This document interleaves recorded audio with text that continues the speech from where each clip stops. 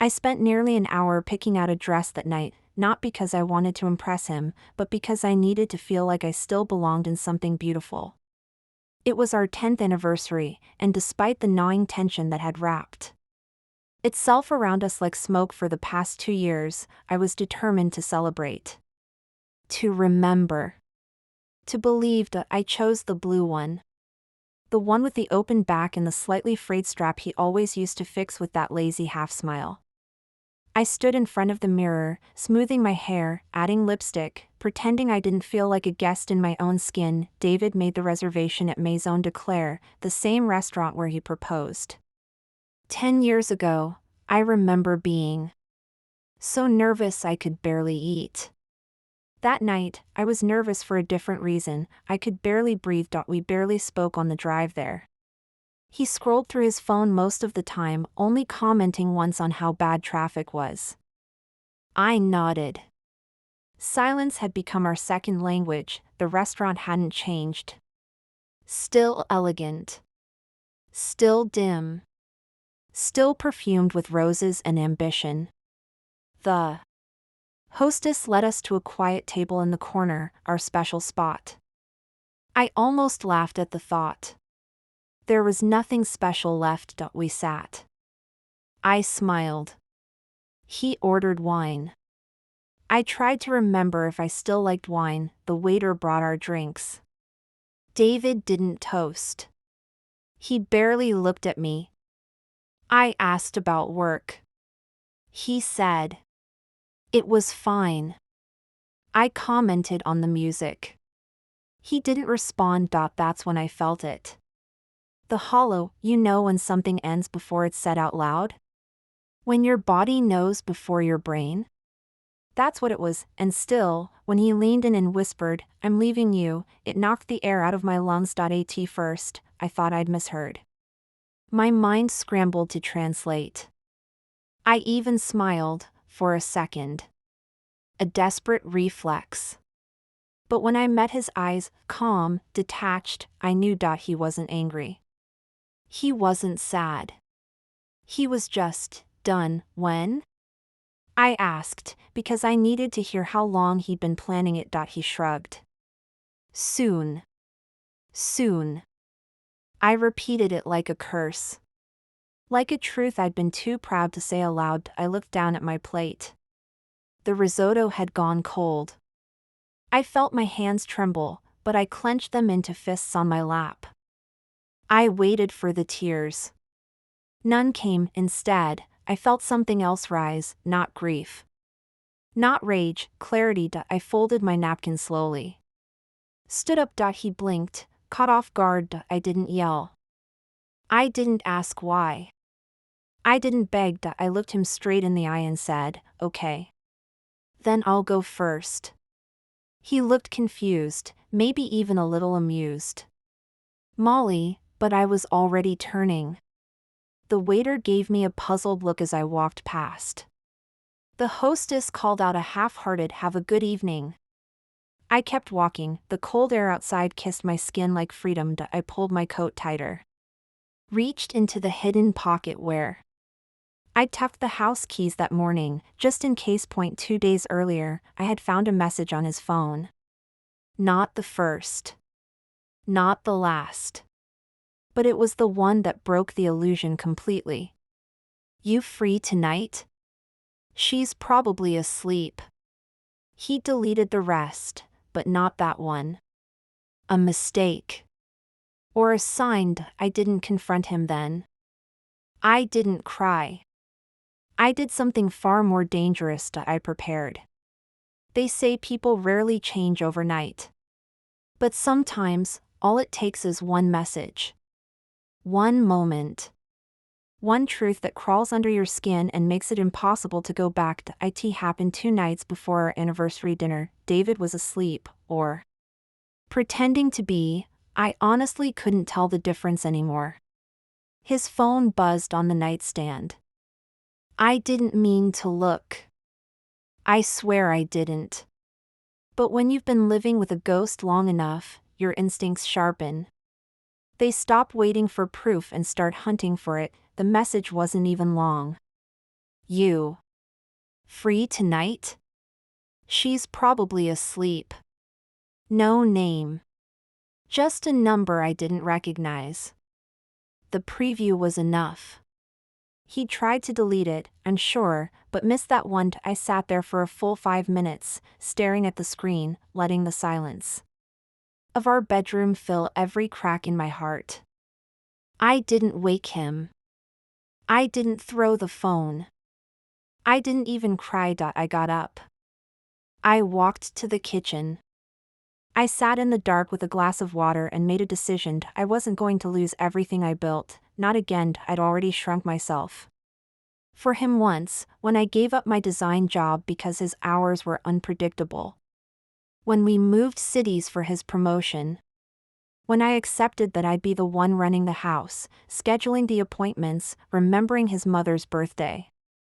I had made myself small so he could feel big. That night, in the dark, I made myself whole again. I called Lisa the next morning. She's a friend, lawyer, sharp, discreet. I told her what I'd found. She didn't gasp. She didn't ask if I was sure. She just said, "Let me check the deed." An hour later, she called back. "It's joint. But the mortgage? All under your name. Every payment. Every receipt. He's never contributed directly." My silence must have screamed through the phone. Lisa added, "It means if it goes to court, you've got leverage. Keep quiet. Don't confront him yet. Let him be the one to move." I took a breath, long and deep. That afternoon, I found the spare keys, the ones I'd kept when we switched locks after the basement flooding. David never asked for them. He probably forgot I even had them. I slid them into the secret pocket of my coat, next to an old lip balm and a crumpled receipt from a bookstore I hadn't visited in months. 2 days later, he whispered the end of our marriage to me over red wine and risotto, and I left. No scenes. No screaming, just grace, just the keys in my pocket. When I got home that night, the house was dark. It hit me, harder than I expected, the silence. Not the quiet you choose, but the kind that feels like abandonment. I walked into the foyer. My heels echoed against the hardwood. I stood there, still wearing the coat, staring at the hallway I knew too well. The hallway where we danced once, barefoot and drunk. The hallway where I hung birthday banners for him, where our dog used to bark when we came home, before she got too old, before we put her down last spring. I dropped my purse on the bench, walked to the living room, and turned on a single lamp. The light illuminated everything and nothing. The couch he always said was too soft. The painting I bought that he never liked, the bookshelf he never touched. I poured myself a glass of wine, his favorite vintage, unopened until that night, and sank into the corner of the sofa. I didn't cry, not because I wasn't hurting, but because there was something deeply satisfying about sitting in my house, untouched, unbothered, exactly where he thought I wouldn't be. The keys were on the coffee table now, in plain sight. I placed them there like a quiet flag, a line in the sand. He thought he'd be the one to walk away. He thought I'd fall apart. Instead, I locked the door behind me. And for the first time in years, I felt safe. The next morning, the house was still cold. I wrapped myself in the soft gray throw I used to keep folded at the foot of the couch. He always said it looked too messy when it wasn't put away. I sat there, in the quiet, staring at the window while the sky shifted from charcoal to gold. The wine glass from the night before sat untouched. I hadn't even sipped it. I didn't sleep much. But I wasn't tired. I was alert. Wide awake, inside and out. By noon, he had called 3 times. The first call went to voicemail. The second I declined. The third one lingered on the screen longer, like the phone itself was waiting to see if I'd flinch. I didn't. When the fourth call came, I let it ring until it stopped. Then, finally, a voicemail. "Molly. I didn't mean to say it like that. It wasn't supposed to come out that way. Can we talk? Please. I didn't delete the message. I didn't respond either. I went upstairs, opened the bedroom closet, and took stock. Half the clothes were his. All organized. He was meticulous. He always liked his side neat and mine a little chaotic. I hated how he said it like it was charming, like I was some quirky mess he tolerated. I pulled out his shirts, folded them one by one. Not angrily. Not dramatically. Just efficiently. I placed them in a box. No tears. No nostalgia. Just movement. It took me almost 3 hours to pack everything that belonged to him. I stacked the boxes in the garage. Out of sight. Out of my space. That night, I turned on music while I cooked, real music. Not the curated playlists he always put on that sounded like coffee shops and midlife crises. I played Nina Simone. Loud. I cooked salmon with garlic and lemon zest. Drank white wine instead of red. Ate barefoot in the kitchen, singing under my breath that I didn't recognize the woman doing those things, but I liked her. The next morning, he showed up. I saw his car through the window before the doorbell rang. He knocked once, then again. Molly? His voice was muffled through the door. Are you in there? I didn't move. He knocked again, harder. Can we talk? Please. I made a mistake. I sat on the floor, back against the wall near the front door. Legs pulled to my chest. Hands steady. He stayed there for 5 minutes. Maybe 7. I didn't count. Eventually, the knocking stopped. The footsteps faded. The car pulled away, and I stayed exactly where I was. Not crying. Not shaking, just listening to the sound of him finally leaving. Later that night, I took the voicemail and the photo of his keys resting on the coffee table, and I sent the photo to him. No text. No explanation. Then I blocked his number. I slept that night like a woman who just closed a chapter. The next few days were a strange kind of quiet, not painful, just unfamiliar. There were no good mornings, no what's for dinner texts. No doors opening late at night. No scent of his cologne lingering in the hallway. At first, it felt like being underwater, everything slow and muted. Then, little by little, it felt like breath. I began reclaiming the house in small ways. I bought flowers for myself and put them in the hallway vase he always said was a waste of space. I moved the living room furniture around, dragged the couch to face the window. Rolled up the rug he insisted was perfectly centered. It was itchy and never quite matched. I changed the sheets to ones I actually liked. Soft cotton, warm tones. I rearranged the bookshelf, alphabetical order. Finally. Tossed the self-help books he never read and I never needed. I started journaling again. My first entry. Today, I sat behind a door and didn't open it. I didn't let someone back in just because they remembered how to knock. That matters. That became my ritual. Right. Cook. Breathe each day. The house felt more mine, not because he was gone, but because I had stayed, because I had chosen not to chase someone who whispered the end of us like it was a secret. He couldn't wait to be free from. He thought I'd beg. He thought I'd fall apart, but I was too tired of shrinking, too tired of waiting, too tired of being the one who fought for a marriage that had long stopped fighting for me. The letter came on a Thursday. I found it in the mailbox tucked between a grocery flyer and an alumni magazine I never subscribed to. The envelope was clean, the handwriting precise.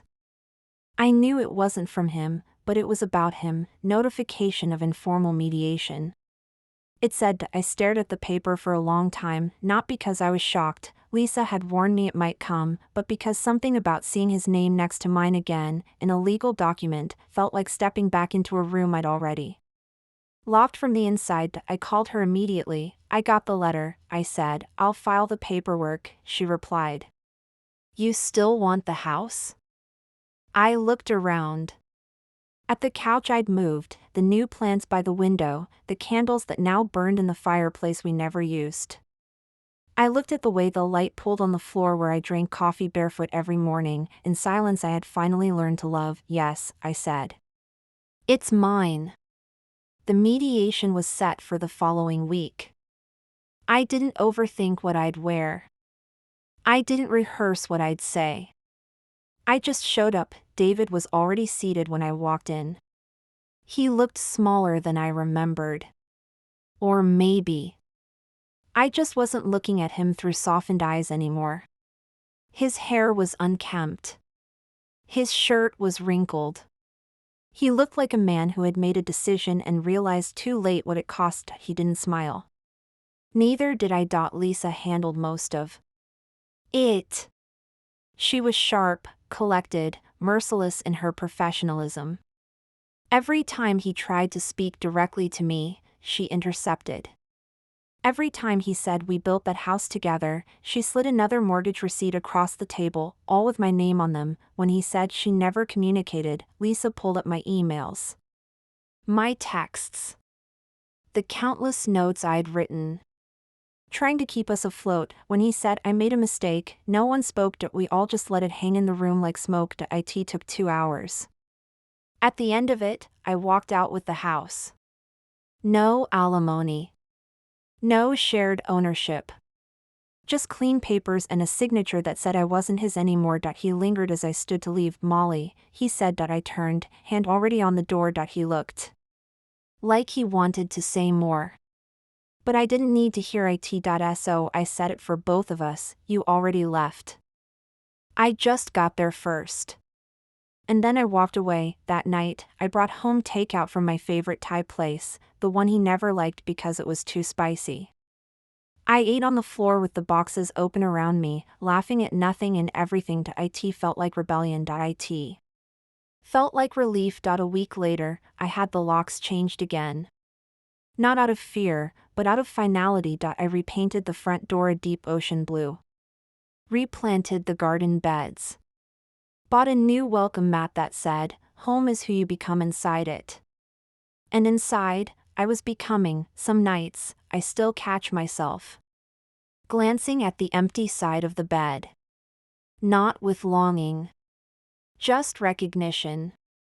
Like a scar that doesn't hurt anymore, but still belongs to your body. I've started inviting people over again.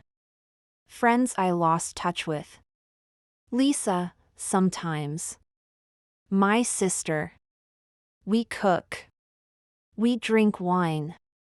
We laugh loud enough to shake the walls. I walk barefoot more now. I read in the morning sunlight, right where the floor stays warm the longest. I dance alone in the kitchen while something simmers on the stove. The house is mine, not just legally.